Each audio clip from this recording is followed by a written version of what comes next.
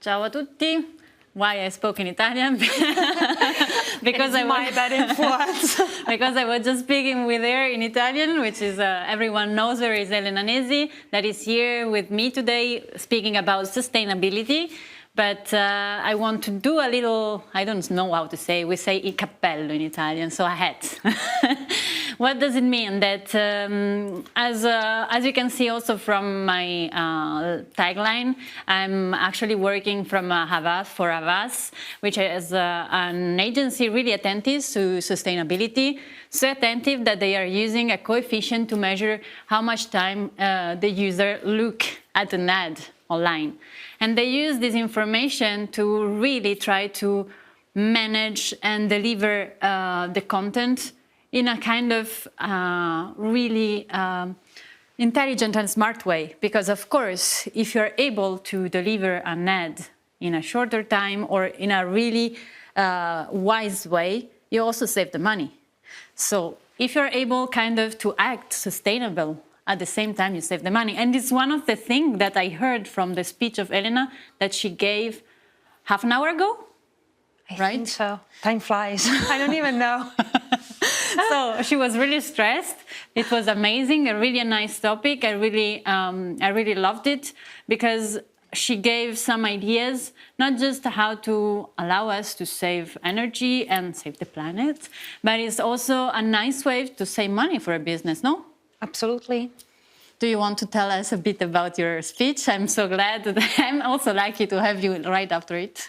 Oh, well, I'll try to give a headline, but long story short, the use of AI and data and inefficient code really take a toll on the environment. They are polluting.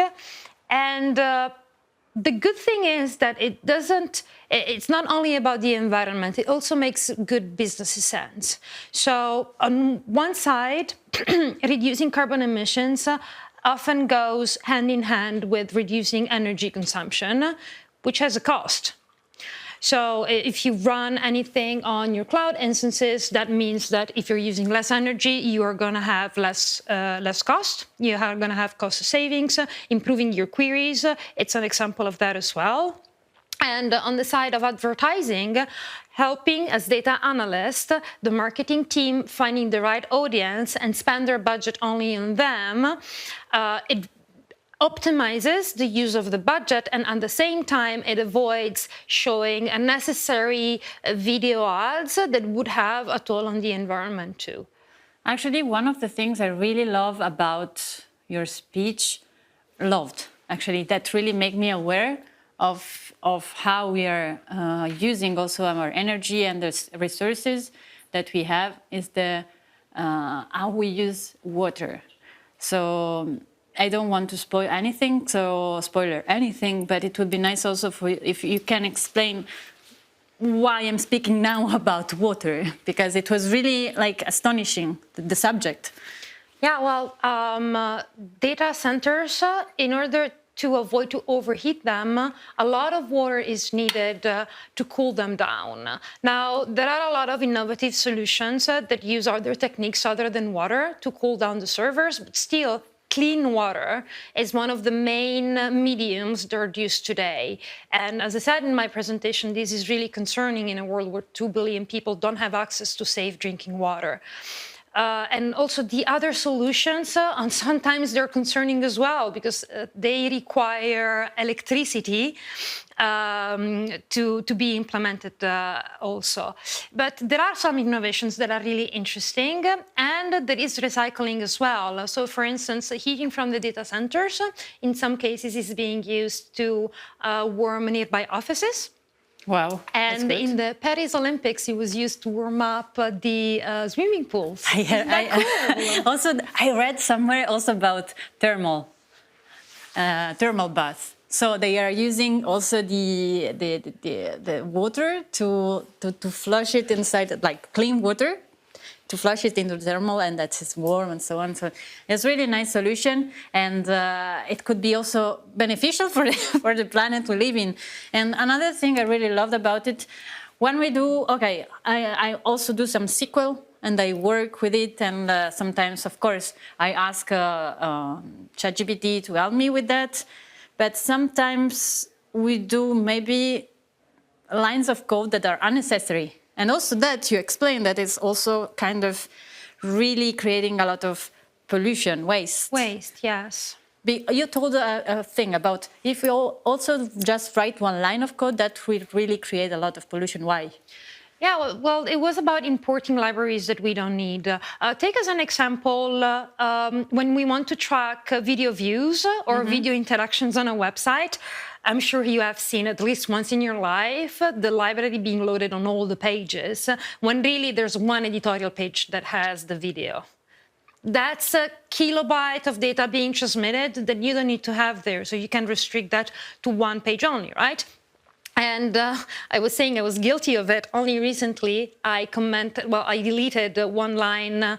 I was importing a library in my script that came from a copy paste from another version of my script. It is one line for me, but the machine needs to load all of the functions that are part of that library. So that's something that you can also do. And on SQL, and then I will stop. And on SQL, you know how in BigQuery we paid for the data processed, yes. right? But, well, there are two models of pay for data, and the other, it's about computation. Now, I would suggest that even if you don't pay for it, if there's a way to use less computational resources with your query, you should use it. I know it doesn't make a difference in cost, but it does make a difference in carbon emissions because you're using less resources. And in terms of cost, it's not an immediate cost, the saving that you're seeing. But again, with the regulations that we have in place, sooner or later, this is something that you will have to do because otherwise you will incur in fines. So we can say, even if you don't care about environment, at some point it will return back to you because in costs or fines. So it's kind of nice to take a bit of care of it, not just for our money, but for the planet we live in. Maybe it's just bullshit for someone, but it's a really little thing. Like you said something that I can reconnect. Like if we brush our teeth and we close the robinet when we do it, it's just a little thing that really can help sometimes. So it's really nice. Something came up in my mind, but I really lost it. But it was kind of nice. But I will do another question. How you came up with the idea of doing that? In the meantime, I will draw some tea because I promised her to have our break. Hit me with the tea. Keep your promise. So it was about... I hope you remember. So we were having dinner when you came to my place in Rome. Fosca came to my place before our presentation at Super Week in 2024 so that we could work together on it. And we were having dinner, and her and my boyfriend were going, oh, like, you have terrible habits, they're unhealthy, and they pollute the planet, you're so bad. And then at a certain point, my boyfriend Andrea goes and says, well, actually, we work in one of the most polluting industries in the planet. I'm like, what? So I needed to fact check that immediately, and it led to a one-year-long research that then I wanted to share with all of you. I'm really happy about it. It's nice. It also can allow us to be also more aware of how we are using our resources. So thanks a lot. And I really think that more and more businesses are taking care of that. My business is an example, but I really think others are going into that direction. I will switch a bit the subject now, as Elena is not just a person that I'm really happy to have here because she's really interested in, for me, important subject, but it's also because she's the last year winner of the Golden Punchcard Prize. You're making me blush. So it's kind of nice also to have her here now because in a few minutes we will have the Golden Punchcard Prize also for this year. So it's kind of nice to maybe explain what is and maybe try to push other people next year to come and try to do that as well. Absolutely. I'm very excited to see what everybody has planned for this year. So the Golden Punchcard is a competition that happens every year at Super Week, where people from all over the world, they bring up their most innovative solution, and it gets voted by the audience at Super Week. So maybe we can hope for a sustainable. Yes, 100%. That would be nice. Maybe next year. I gave you an idea. Yeah, you gave me an idea. You're terrible. I made you promise to stop it. stop it. No, but it's really nice. I think they also gonna record the first part of it, so you will have a glimpse of it. But it's really nice, and last year we really had a lot of fun. It's not just serious project, but also really funny project, as the one of the Baker, Jason Baker, about the GF4. I don't know. Yeah, you remember? I laughed so hard, Julius. It almost deserved to win over mine. Yeah, yes. It was really fun. Yes, I'm sorry. I misled the name. So actually, I think we can close here. Thanks a lot, Elena, for your time. It was a really great speech. And we will see in a few minutes on the live stage for the Golden Punchcard.